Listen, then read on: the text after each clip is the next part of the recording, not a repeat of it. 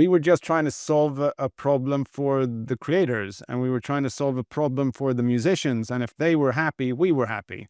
And then the people on the outside were saying like, "Oh, that's bad for me." It's just like, well, why don't you give the musician a better offer and they'll choose you? It's not more difficult than that. This podcast is produced by Amplitude Ventures, your partner in early stage startups.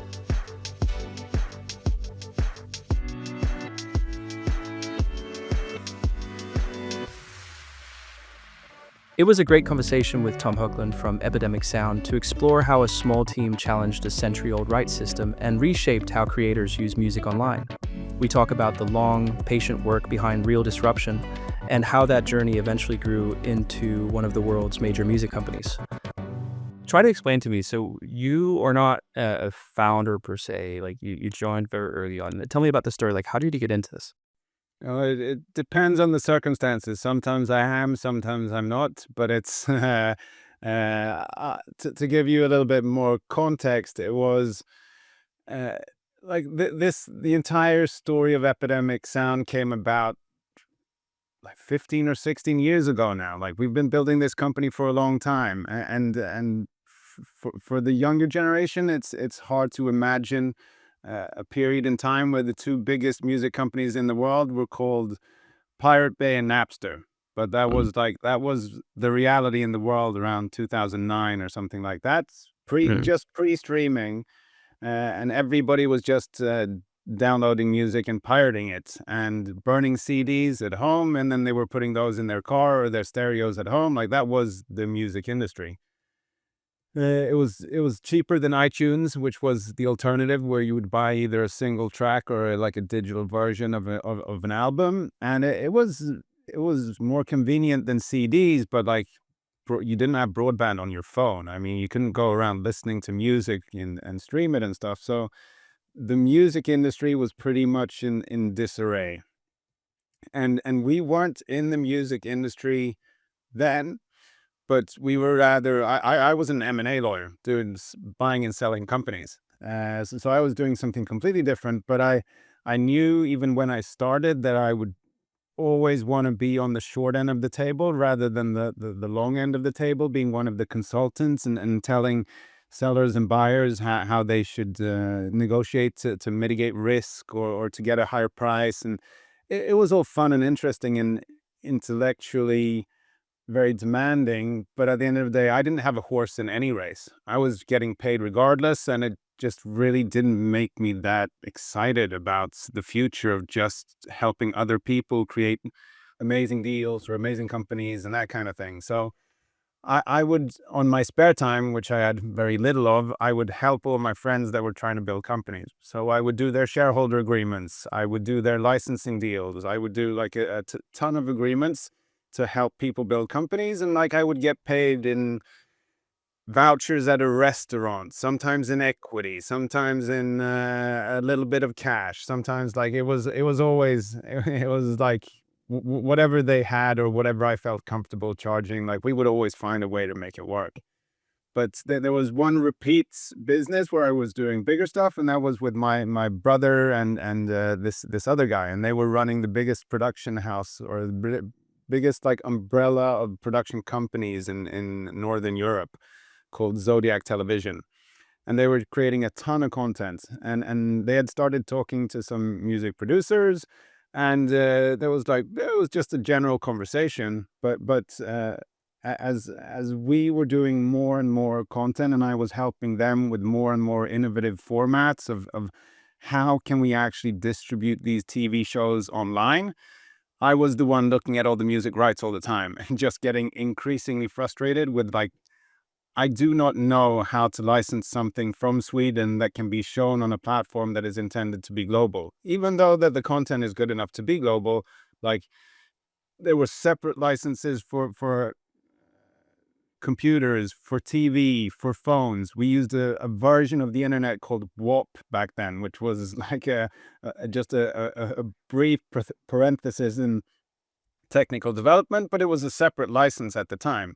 And we're like, okay, this isn't going to work, because every major TV station that we're producing content for, they're pushing everything more and more online all the time. And everybody was trying to launch, like, you had in Sweden, you had TV4, but they were launching TV4 Play, so you could look at it on demand. But the licenses for music didn't cover that use case. So it was like there was no price list. It was extremely complicated. And on the music side, like I said, everybody was just pirating. So musicians or producers and live musicians weren't making any money. What would have given you like a couple of $100,000 before barely gave you $1, and these were even like big artists. So if nobody was buying CDs and nobody was going onto iTunes anymore, it was just a dismal situation for artists and musicians.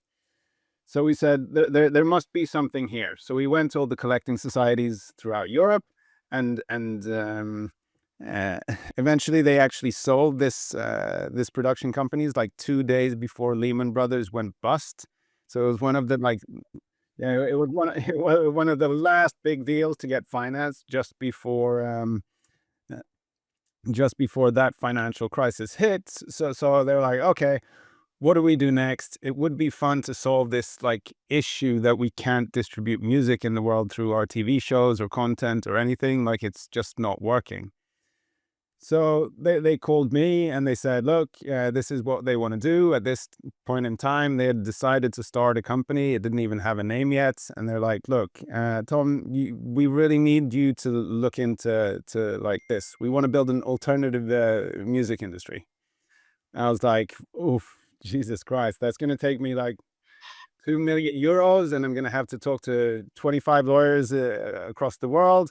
And like after that, I'll know which questions to ask, and then I can start solving it.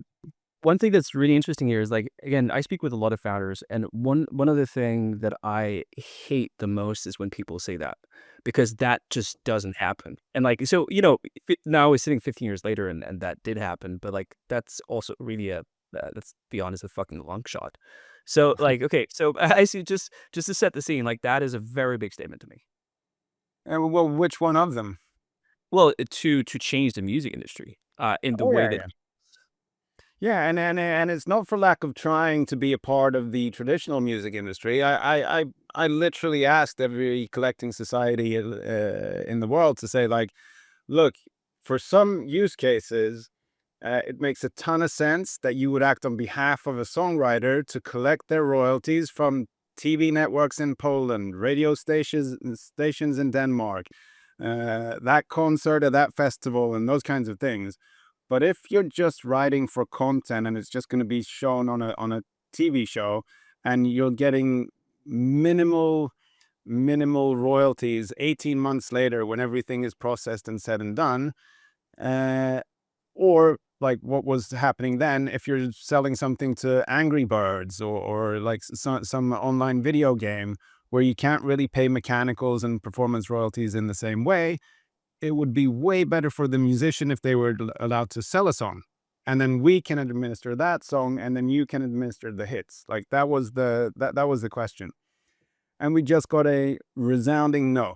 It's never going to happen. We are never going to relinquish our exclusivity in any kind of way.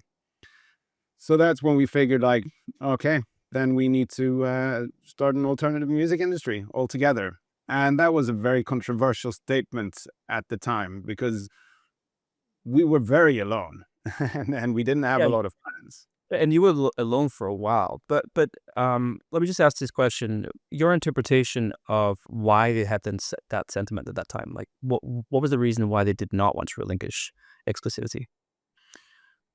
I mean, at the time, or still, the PROs had a monopoly on monetizing music for over 100 years. And like, don't get me wrong, I have nothing against the collecting societies. I think they play an extremely important role for a ton of musicians, especially when it's extremely popular songs, to help them get paid and that people don't steal that music, and they monetize it in a great way.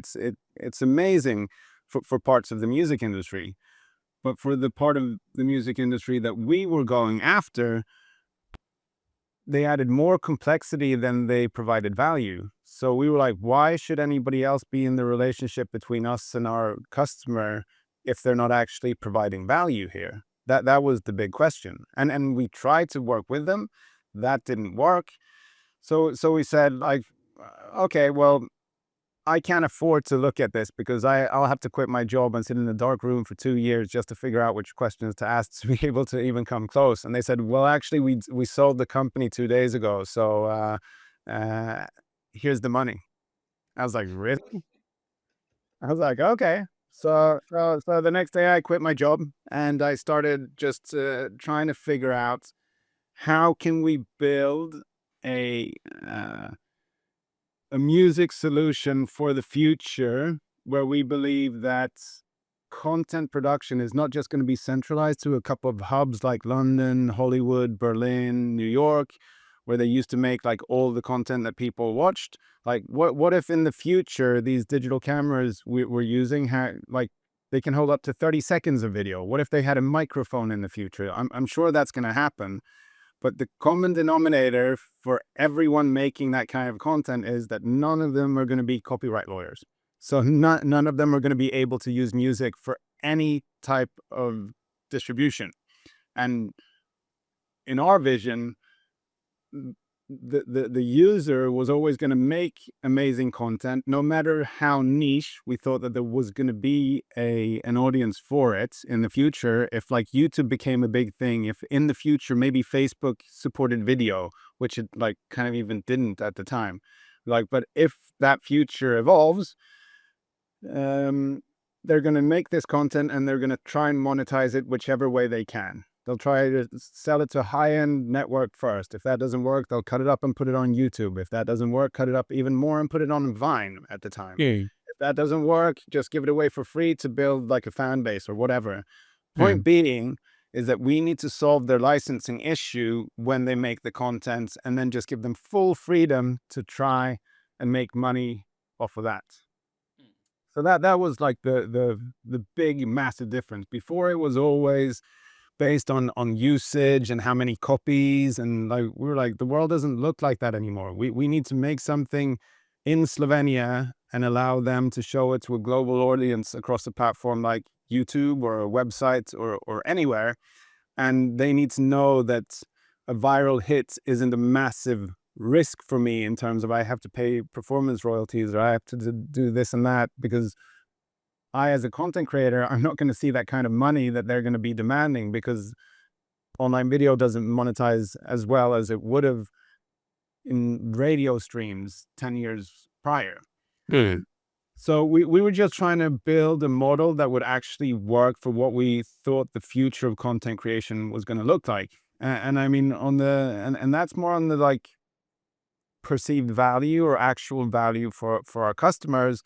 But as two of the other founders were music producers, they're just like, we're building this for musicians, not for customers. Like, there has to be a way to make money. So we analyzed hundreds, if not thousands, of people that would have been writing for the major labels and others, and more like background music type stuff for years. And then we derived the economic lifespan of that kind of music for each track. And it turned out like they would make 100 tracks. They would put it all in this massive bank of hundreds of thousands of other tracks. And if somebody by chance discovered their track and they put it in a TV show, they would see a little money 18 months later, but most of them couldn't even make a living off of their music. So we said, well, okay, well, that's obviously a problem. We want to be able to build a system where we reward hard work. But if we're going to be able to do that, we need to take the financial risk. So we just screened thousands and thousands of the best musicians in the world.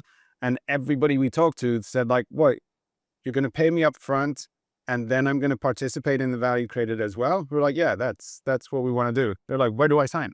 Everybody was just like, where do I sign?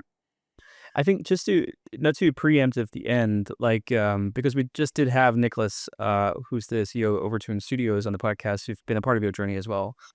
But obviously, this turned out to be a really good model. Like there's hundreds of very wealthy musicians right now, if not thousands of creators over time.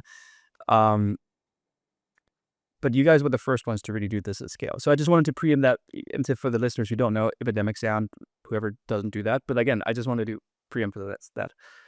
Okay, interesting. So you had a lot of backing, you had sort of producers that are seeing it for those angles. So you both had it from the musician's angle and then from you guys want to solve a problem and make money. Did that go seamless or how did you go about this? Ah, it's never seamless. But that was also me weaving in the story of like founder or not founder. It was like, yeah, I was a part of the journey since before we had a name, and I built the legal model. So I've played a founder role in many aspects, but I didn't have any money at the time. I was a poor 27-year-old. So I wasn't technically a founder, but everybody talks about me like a founder because I was there from the beginning, and I pulled as much weight as any of the other in the founding team. So that's that story. So it's Mm. but what was it easy? No, it never is. We had a ton of problems. The first couple of years, we just went out to TV networks and we said, look, we think you have a problem. You're trying to digitize distribution and push it out on multiple platforms. We think that you want to show ads on like digital publishing websites, like the biggest newspapers. You want to do like a few hype videos for the TV show that's coming out soon. And they were like, yeah, but we can't distribute anything. We don't know what it costs. We don't know there's no model for the licenses we have. So we just said, well, okay, well, then we'll be a bat in your negotiations. 106 years of monopoly for music rights stops today. So we'll actually make it for you and we'll give you a direct license and you can use it how you can. You just pay us a subscription fee based on the amount of content that you'll be making with our music. And we just negotiated fees. And that's where we started. And so you built the legal framework. Like is how would you define that? Would you define it as a loophole or like how did you figure out that there was an opportunity for this? Well, we actually came at it from having the problem ourselves.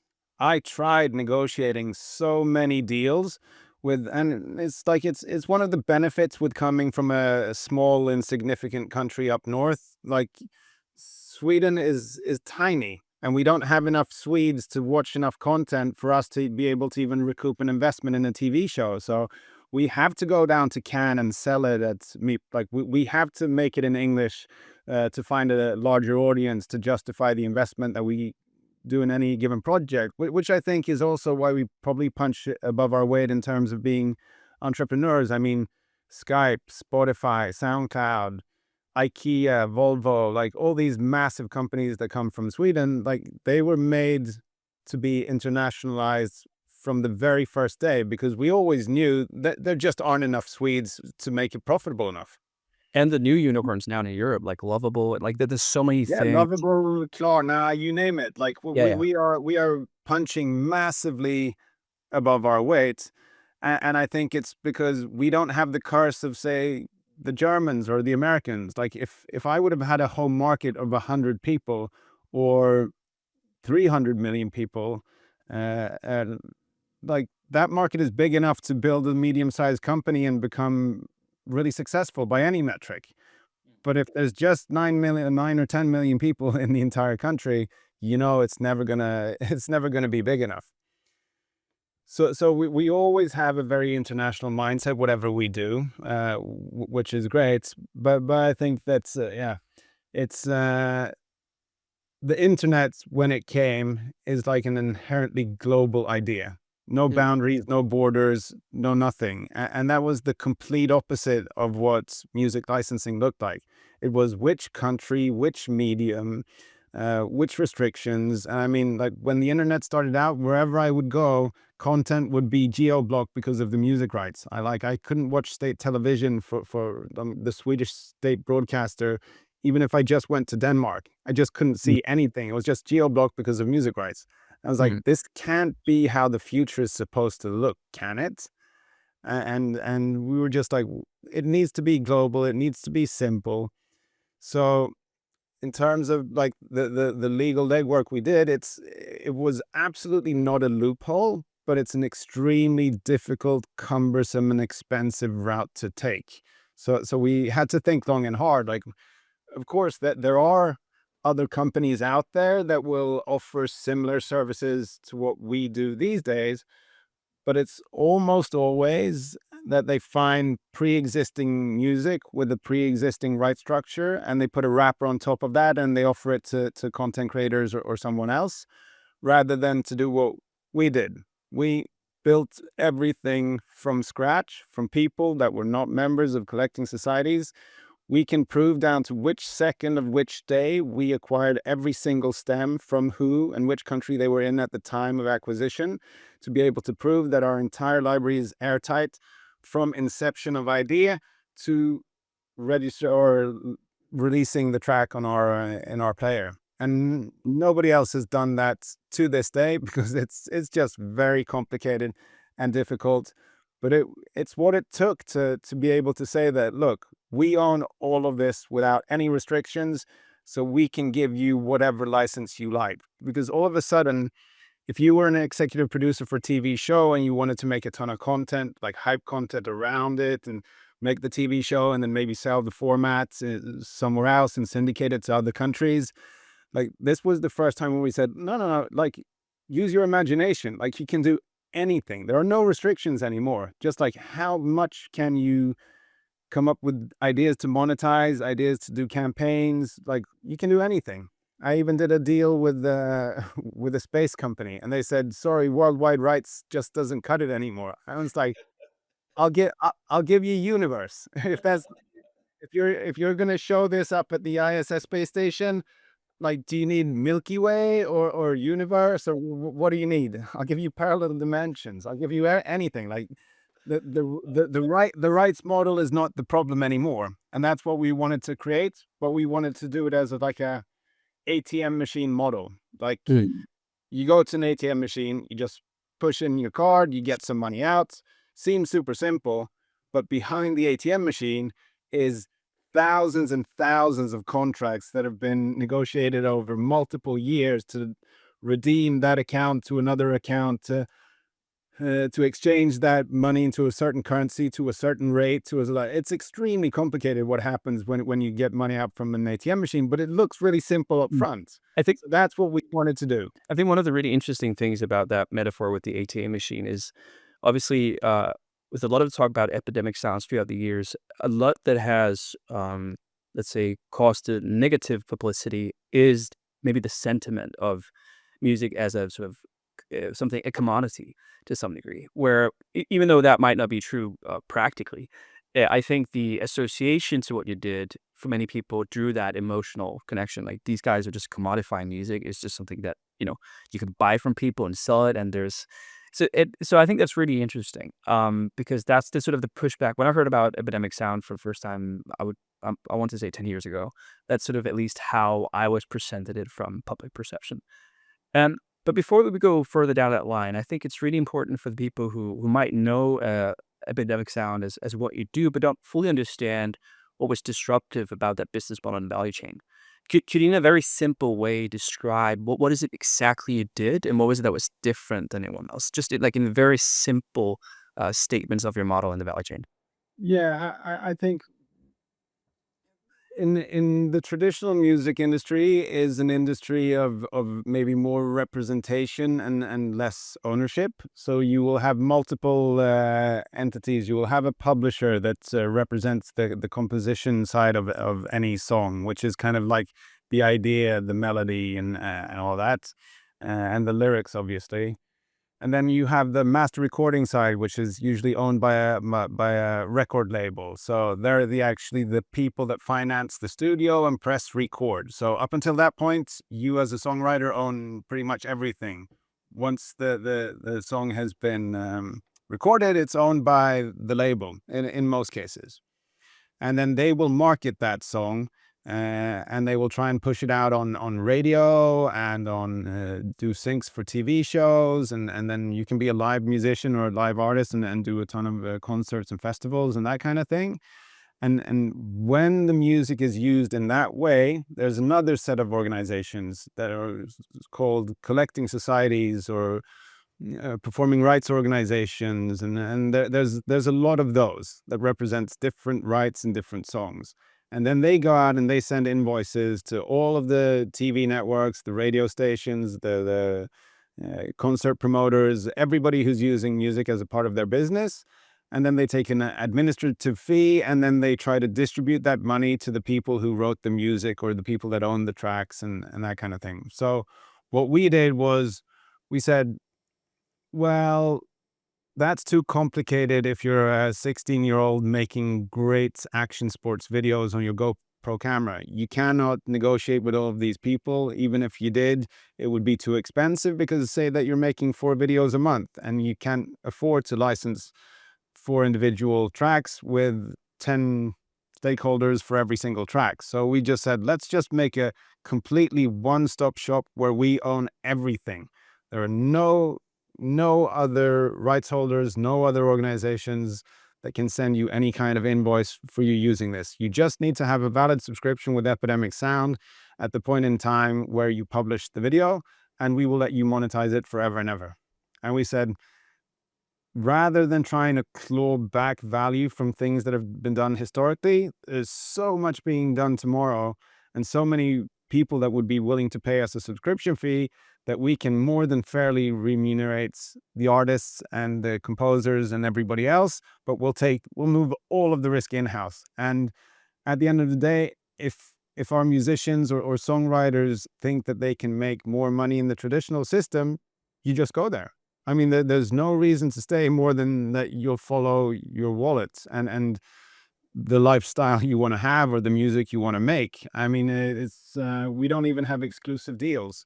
It was always open to leave if you wanted to, but over time, people came to realize that, wait a second, I'm getting a pretty hefty payment up front, which I can make a living off of. And what's going to happen here is that all the major YouTubers in the world are going to use my music, which means that everybody's heard my track, which is essentially the biggest influencer marketing campaign in the world. And in the comments, everybody's going to be asking about the track. Where can I listen to it? What's it called? Who's the artist? And then all of a sudden you see a lot of traction on Spotify or Apple Music or Amazon Music. And all of a sudden you're racking up streams. So what we did there was we pulled all of the money together from both the publishing and the master side. And we said, we'll do a 50-50 split here.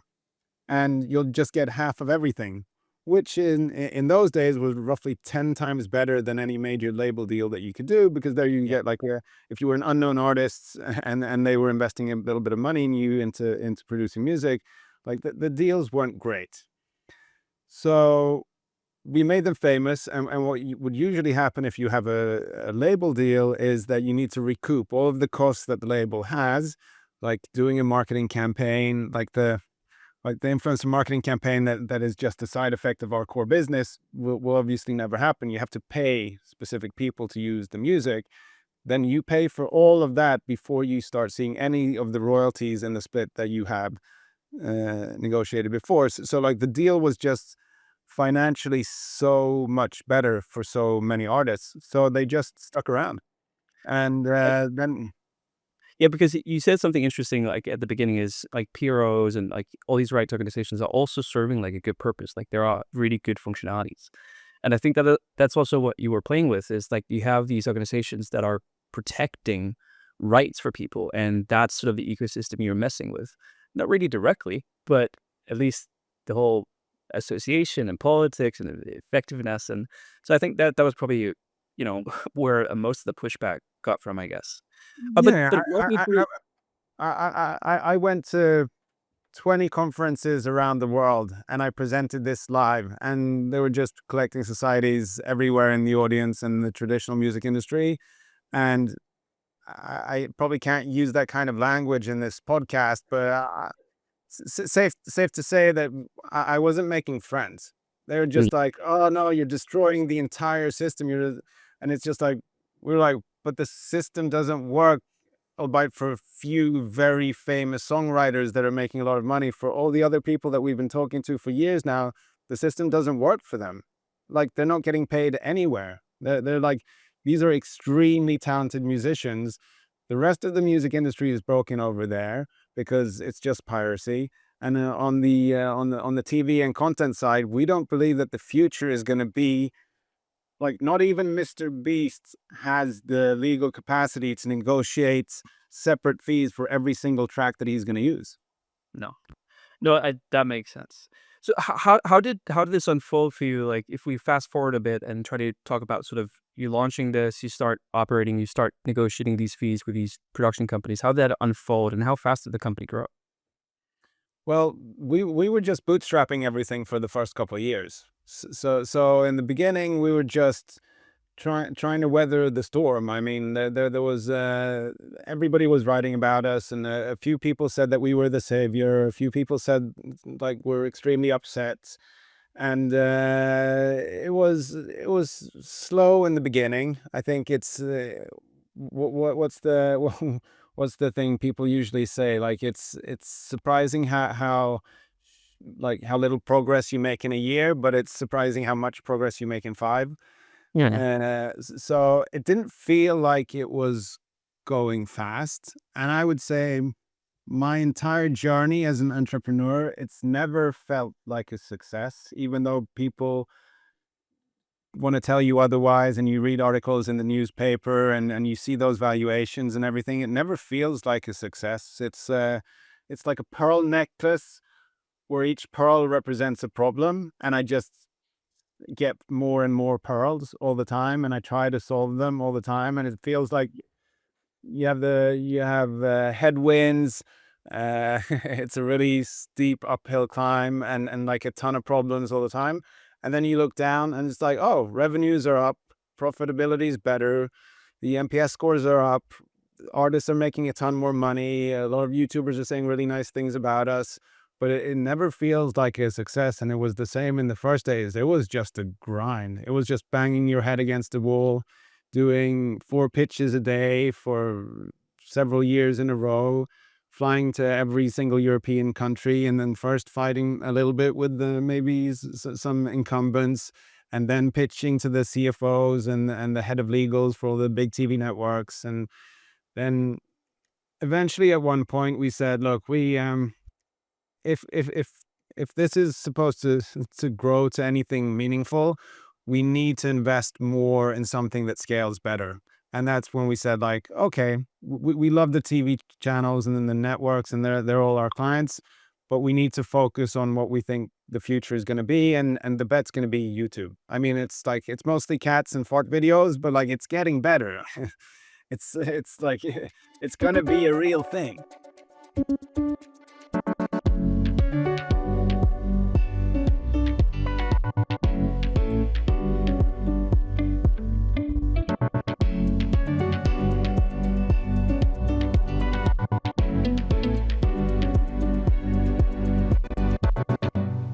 At what point did you sort of become more of this tech startup, like raising capital, I guess, and like how far were you into the journey there?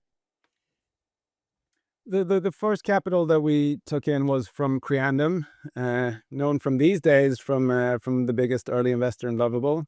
They were also one of the first investors in Spotify, so they did have a little bit of music pedigree in I've looked at their portfolio website, and it's just insane. Like the jackpots they've had over the years. Yeah, but yeah. yeah. They were extremely competent and extremely nice people, and they really believed in the vision. But yeah, I mean, they always gave us a ton of freedom. Obviously, on some of the financial and corporate stuff, like it was really valuable. But they didn't know how to build a music company in the creator economy. Nobody did. I mean, when we launched our creator subscription, that didn't exist in the world anywhere. Like nobody was selling music that way, and nobody had. We called it B2P, so business to prosumer, because B2C didn't really fit. Because like if you're a YouTuber and you're trying to make money off of your channel, you're not a consumer per se, but you're also not a business, because you're just a YouTuber trying to do stuff, and sometimes you work, sometimes you don't. So we're like, what are they then? So we came up like, let's call it B2P. Let's price it like this, maybe a small premium compared to what Spotify charges, and then we'll just like see if it works. So yeah, it's we managed to scrape by for the first 5 years, I think. And then we had run out of money so many times. The founders were broke. I was broke. I was borrowing money to just pay my electrical bills. I got kids when I was pretty young, so I had small kids at home. My wife was taking care of them and the only breadwinner in the family. So when we got that money in, it was that or just get a job and just stop doing everything. So That, it that's was. that's so interesting. Like, obviously, I've been doing my homework before this, but then I've also sort of relied on perception over time going into this interview. And obviously, you guys are a unicorn now, if you want to sort of go by your last race. And I think there's, especially now, like a big illusion about how you come about becoming that. Lovable is a great example, right? They officially launched their, let's say, the new effort in the company like a year ago, and I can't remember the latest valuation, but let's say it's a couple of billion and probably towards like a decathlon.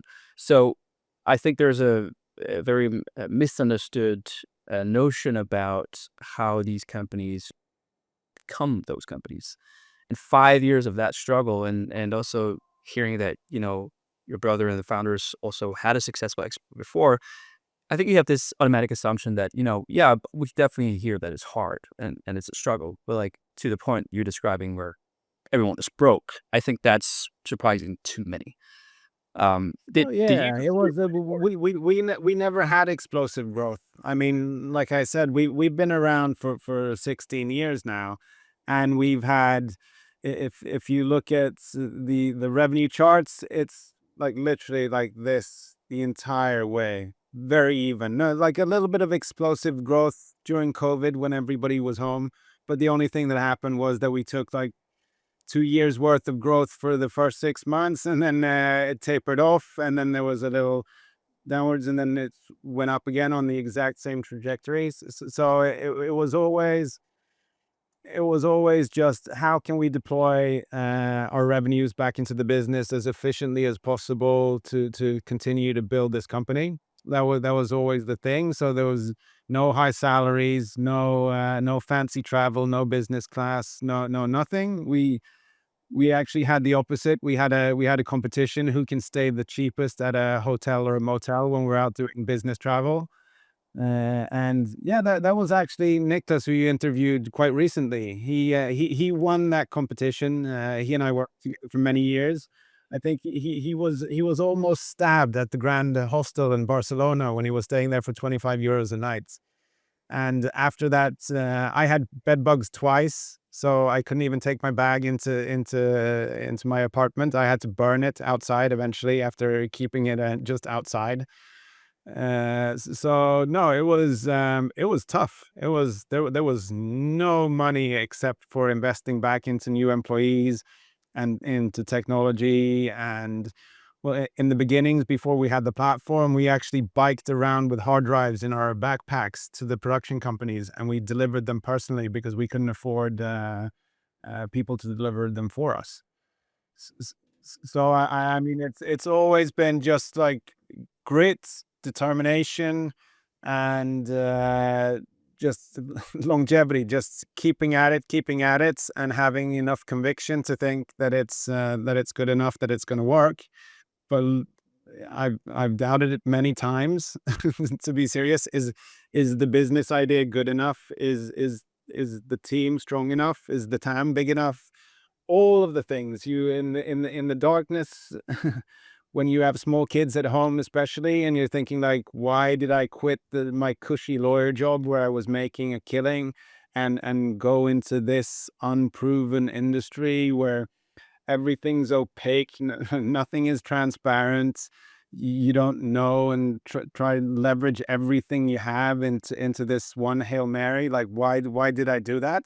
Yeah, I've thought about it many, many times, but like you said, yeah, now we're a unicorn and everything turned out super nice, or like we're still in the middle of it. Like we haven't even launched our best products yet, I'm sure. Maybe these new AI tools, but Yeah, uh, no, we'll also cover them a bit, but I think yeah. the really interesting contrast here is, I think every founder's journey will be a struggle, but you had a few different things around the company that made it, it's called even more tasty. the thing is that previous success, that's one thing. So you come to a previous, so you've tasted success. The team has tasted success from before, and then going into a long battle. But then also, one thing is to struggle, but then also let's call it what it is, like the amount of hate you also receive. Like that there's multiple arguments for why this would not be worth pursuing. What do you believe? What do you believe was the thing that made you pursue it? Was it primarily stubbornness, or was there another element to it? No, we were trying to solve an actual problem that we saw. Like I had multiple times I had tried to license music for global distribution, and I just couldn't wrap. Like I was a lawyer and I was doing copyrights, but I still couldn't figure out like how can I just buy this piece of IP or license this piece of IP and have it have roughly the same rights as the rest of the IP, like the original footage that we shot, and push that out and try to make money off the back end of it. I mean, this specific piece of IP that in this case was music was like, yes, it's worth a ton, and I'm prepared to pay for it. Just give me a price list. But there was no price list. There was just more questions and more questions and more questions. And eventually it was just like, we can't do this anymore. It's like copyrights have like anything's copyright. Like if you write code, it's a copyright. If you develop a new medicine, it's a copyright or a patent, and then you have the right to monetize that for a specific period of time. If you write an article for the Wall Street Journal, it's extremely successful. Like that's a copyright. But in most other copyrights, you get paid for creating those copyrights. Like that's your job. But in the music industry, for some reason, every single piece of music, regardless of how it was going to be utilized, had to be pushed into a system that for some of those copyrights it worked and for some others it didn't. So I was thinking more along the lines of like, well, this this journalist isn't getting a rev share in all of the Wall Street Journal based on how many people read his article compared to how many people read the other articles. So why can't we deploy some of those methodologies for these copyrights? I mean, a ton of people would rather have a stable paycheck, which corresponds with the rent that they have to pay every single month, than to put like a lottery in a music library and then just hope somebody finds it, and then I'll pay all my rent then. Like the world doesn't work like that. You have your bills and you have your rent every single month. So we're like, if your music is good enough, and we had a we turned down 999 musicians for every 1,000 applicants we have. I mean, the bar is extremely high, but if you're that good, we said you should be able to get paid up front for every single track that you deliver. We'll take the financial risk. And then if it's a runaway success, we'll give you half of all of the value on Spotify, Apple Music, Amazon Music. So you get to participate in the value created and the commercial success of the track. Like that must be better for a lot of people. And it was.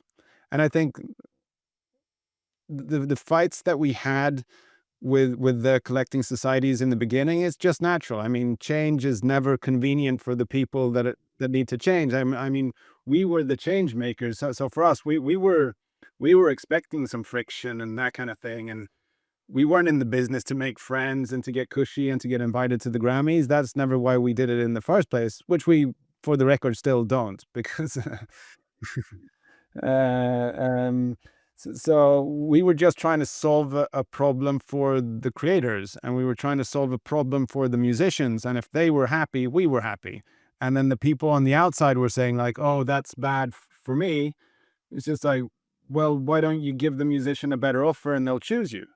It's not more difficult than that. I mean, it's competition at the end of the day is going to be better for everyone, Makes sense. So, especially the musicians and the customers that get to benefit from the new models. I mean, if it doesn't work, we're probably going to kill this project. But if it does work, and we're getting better and better musicians and higher quality and more customers, why would we listen to the people that we disrupted? hmm. So at what point did like let's call it the circumstances of life change? Is that with that big first investment where you could now pull out like a livable wage, or did anything change there? Who said it changed I don't yet? know. I'm asking. No, Well, obviously it changes a little bit. Like it's yeah, we had we still didn't get fancy plane tickets. We still lived extremely cheaply. I mean, all of these hundreds, if not thousands, of music conferences I've been to until this day, the ADEs and the South by Southwests and everything in between. We still stay at cheap hotels. Like we or our staff never stay at the Four Seasons or the Kempinski. We do cheap things. We try to be as efficient and effective as possible. I think it's in our DNA that we're not like these big spenders trying to impress pop stars. It's just DNA, and I think that's maybe probably a little bit Swedish too. That we're a little Lutheran in our ways, and that it Mhm. doesn't feel good spending too much money on fancy dinners and that kind of thing. I mean, we have a ton of fun, and I think that employee satisfaction is really high, and a lot of people think they have extremely interesting work and that they're paid fairly and all that stuff. But it's we don't have the mindset of like big spenders. It's not fake it till you make it. It's more the other way around. It's just make it, but don't even tell anybody about it. I mean, we didn't even have a marketing department for the first 8 years Mm. because again, maybe being too Swedish, but we're like, it's a great product. It creates a ton of value for the users. Our artists and musicians and songwriters love it. I'm sure they'll tell people, and then we'll get more customers. And that was what we did. And there was But a maybe little bit of like, let's reach critical mass before we tell everybody what we're doing. So it's becomes extremely difficult to finance themselves over the moat that we've already built. yeah. And there was a little bit of that, but more so it was just like, we can't deal with much more customers anyway. We can't grow that fast. Let's just build it from the bottom up and try and build a stable infrastructure. And then obviously failed miserably 10 times at that probably. But still, we weren't boasting. And up until a few years ago, we didn't even do podcasts. We didn't do interviews. We didn't do anything. We're just like, yeah, we're just building our company. We're not building it for fame or we're building it to provide value for like every YouTuber in the world knows what Epidemic Sound is. Like that's our crowd. Why would we need to stray outside of that pond? Like Mhm. it's unnecessary. I think, for me, it's really interesting. We met last year at the Music Tech side event at Slush, and I also met your brother here, I guess a week's time ago.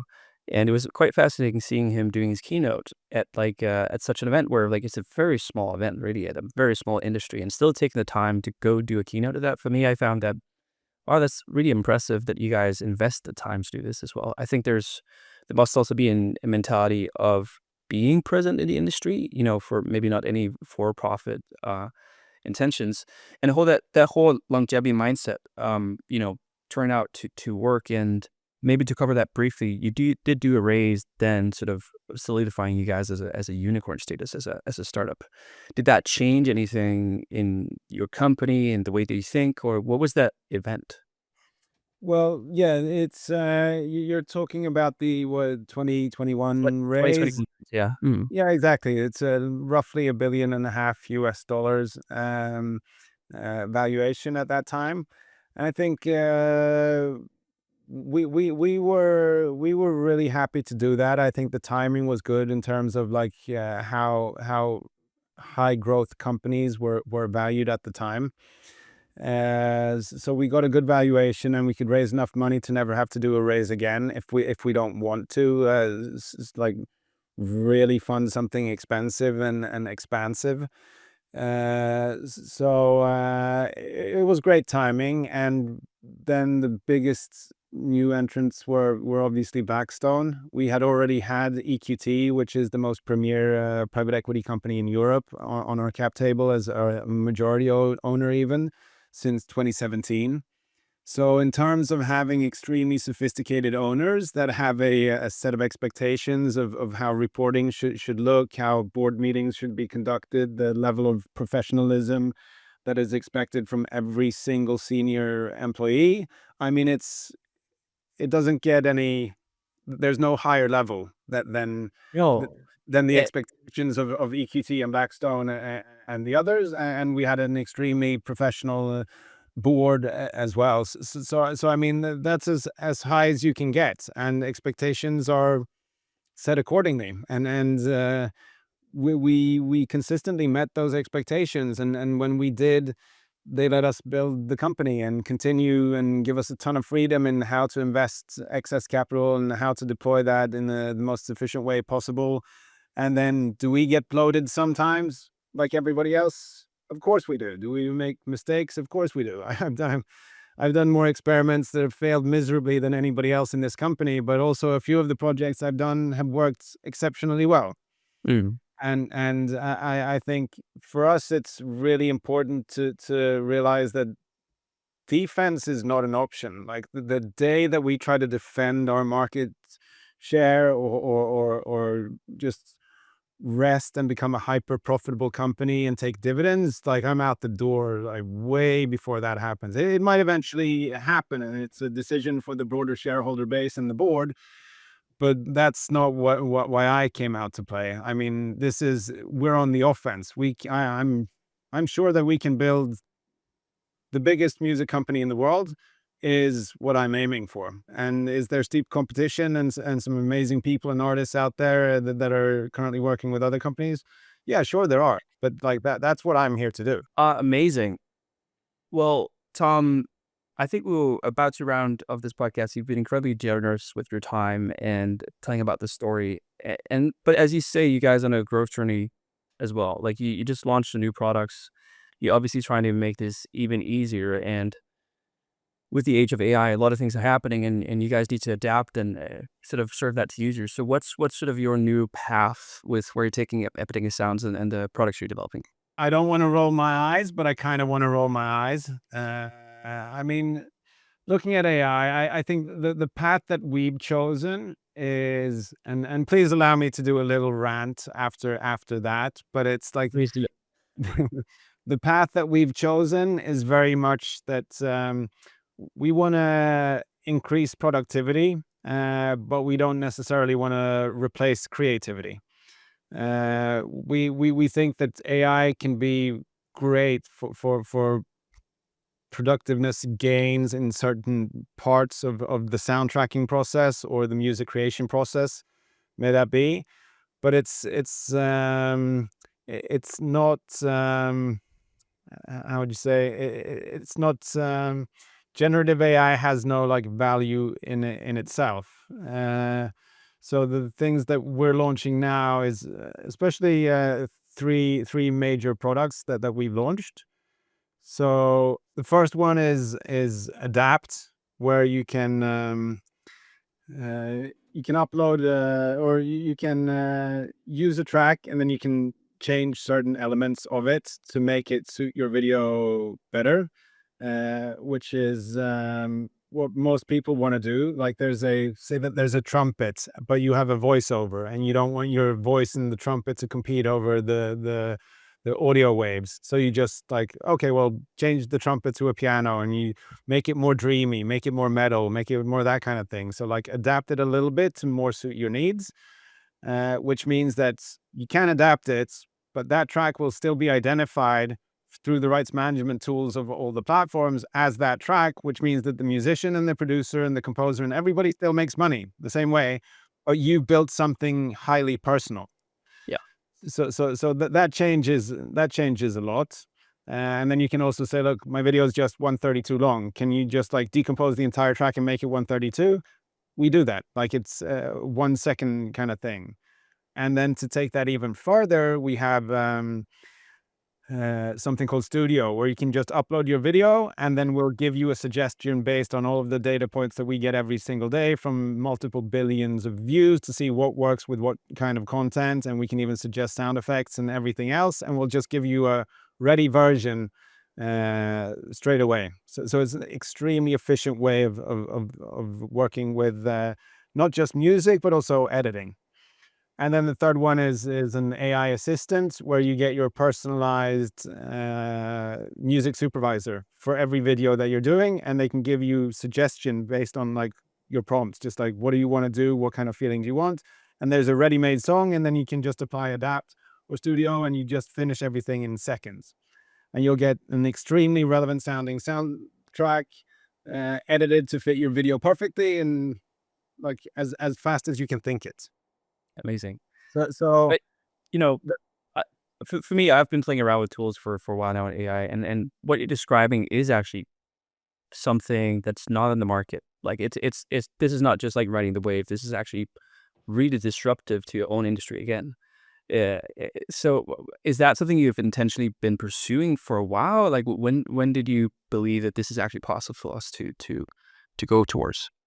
you have to be a little bit careful, I think, and mindful when you're talking about the space, because a lot of people have invested the most productive years of their working life to perfect the craft, to perfect the skill, and like it's all of a sudden it's gone. I mean, it's just gone. Like a single prompt can do what you could do better just 6 months ago. Like the entire value of your professional career is pretty much over. It's down the drain. And progress is always good, but I think you should still be like a little bit mindful, and there has to be some kind of balancing act between like, does this benefit society in any kind of way? Is there a shortage in supply when you compare it to the demand of the problem you're trying to solve? I mean, when it comes to medicine and like building LLMs and getting proprietary data sets to actually figure out how a specific medicine is going to react to a specific kind of condition that may or may not be lethal, it makes a ton of sense in my mind to be like, I understand that a lot of researchers and medical staff are going to be out of a job now, but the value for society and the value for these sick people is so much higher. It's kind of simple in my mind. And then as you go along that scale, it's just like, let's just invest as much money as possible into solving those problems. When it comes to GPT or Gemini or just general queries and helping with stuff, like the demand side is so high, obviously, just by looking at how many people are actually asking things. Like, like the demand side just needs to, or the supply side just needs to keep up in terms of data and data centers and smarter thinking and products. Like it's massive. So that one's easy too. And then you come to like things that make sense but breaks my heart, like the transition to self-driving and electric cars and that kind of thing. Like in my mind, I know that the combustion engine doesn't stand a chance towards an EV in terms of durability, how cheap it is to make it, and how good the batteries are going to get over time. And of course, autonomous driving is going to be better because we don't need traffic lights. Congestion is a thing of the past, and it's way better for the environment, and the greenhouse effects are going to be reduced, and like it's easy. But then you come down to the arts, and in my mind, it's not a slam dunk anymore. I mean, like if I'm looking at AI, I need to see like, okay, well, is there a demand for a lot more music right now? And I'd say, well, there kind of isn't. I mean, there's already before AI, probably a couple 100,000 hours of new music coming out every 24 hours that I'll never be able to listen to anyways. And that gap is just going to grow and grow and grow for every single year that I live. And it's like, okay, well, there's not a issue on the supply side. In that case, is it a cost problem? Well, for most people, it isn't. An Epidemic Sound subscription is $15 a month, and if you're running a YouTube channel, chances are you're making more. Even if you're not, it's not a cost issue. And then I look at the other arts. So like if we step away from music, if you look at books and authors and podcasts as yourself, like if there was if I saw two books and it was Sam Altman and Eric Schmidt wrote one book about how to build a company in Silicon Valley, and the other one was being honest about it was, oh, this is just an AI, just gathering all the insights from all the articles that I've read and just like putting them there. I would never buy the AI book because I'm not interested in that. I'm interested in like the process of a human of trying to build cool stuff and their story, and that excites me and that does something to me, like in the arts.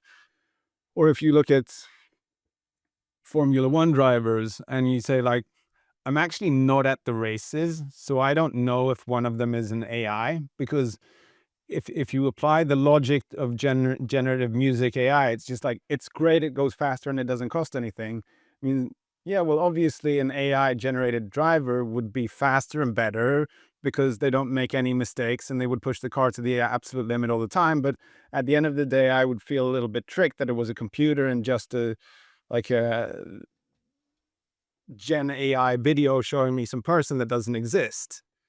So, like, at the end of the day, I don't really see why generative AI in music is getting so much like credibility and so much space in the press, really, because nobody's really asking for it. It doesn't solve a problem in the music industry, really. Like, nobody really wants it.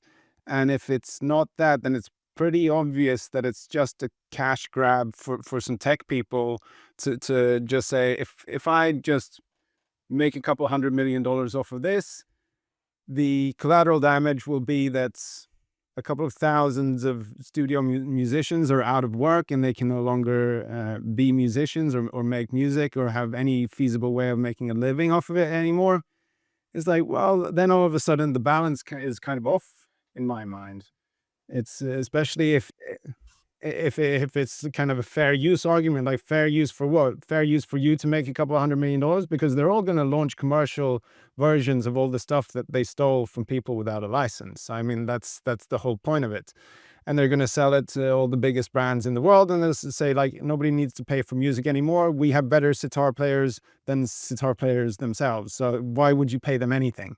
I think for me, it's the human experience. Like, I want to read my books from real people. And I want to listen to music from real artists that I could actually go see live. I want to see like, I want to see what people have been through, like Mm. as a human, not just doing a probability guessing game of what somebody could have theoretically been through, and then write a book based on my previous books that I've read to make me cry. I would just feel cheated out of like an authentic experience, because for me, parenthood, friendship, art, it's not about perfection. It's about like, I don't want to be tricked by all these AIs parading around as normal humans, because none of them are actually saying that they're AI. This isn't. And I think what's really interesting is, for a long time, I've tried to see it from a different perspective, and I've tried to not take music side. And recently, for listeners who want to do it, a few episodes ago, we did an episode with a researcher, an AI artist called Alex Briga, and that totally changed my whole mindset about this. Like, I'm a very practical guy. Even though I had a spiritual upbringing, I try to always not look at it from that angle. So go listen to that episode. That was transformational for me to understand exactly what you're talking about. Because it doesn't. I did listen to it. Oh, really? That's good. I thought that was amazing. Like the way that I got converted during an episode. That was, yeah, for me, beautiful. Yeah, and just to be very clear, this is like, these are my personal opinions. This is not the official view of Epidemic Sound. I mean, like I said, we've taken the stance that we think the user experience of being able to adapt music in a really fun and fast and interesting way, and have some creativity in there, is and still having the artist get paid when their art gets used. I think that's an amazing approach. Doesn't Mhm. mean I'm anti-technology. You're I pretty know, for but technology. but still, that there has to be some kind of benefit for society, or some kind of productivity gain that an industry is actually asking for. And when it comes to looking at paintings, or reading books, or relationships, or music, for me, that's a like at the very least, I would at least want to have a label that says, look, this is somebody wrote a book for you based on your previous search history to induce like sorrow or happiness in you. Like, I would want to know at least Mm. that it's not a person that is this amazing at writing books. I love that Epidemic now, after 15, 16 years, uh, throughout the whole journey you've had with being disruptors, with going through the motions, at the end of the day, can build such a successful company on actually loving music and understanding what it means for people, and still scaling that with, huge investors like Blackstone. And if you want to talk about controversial, entities, Blackstone is, for profit, probably the most powerful player in the world, arguably, in any context. And them also going into a company that has such a sentiment, such statements, even though it's not, it's your personal statements, I'm sure that resonates throughout the organization. So, Tom, thank you so much for your time today. It's a pleasure and honor to interview you, and I wish you guys the best moving forward. Thank you, Jacob. It was an honor being here. I've been watching the podcast for a while now, and congratulations on all the growth. It feels like you understand the grind and what it takes over a long period of time to build something successful. So keep at it, and I'll keep listening. Appreciate it.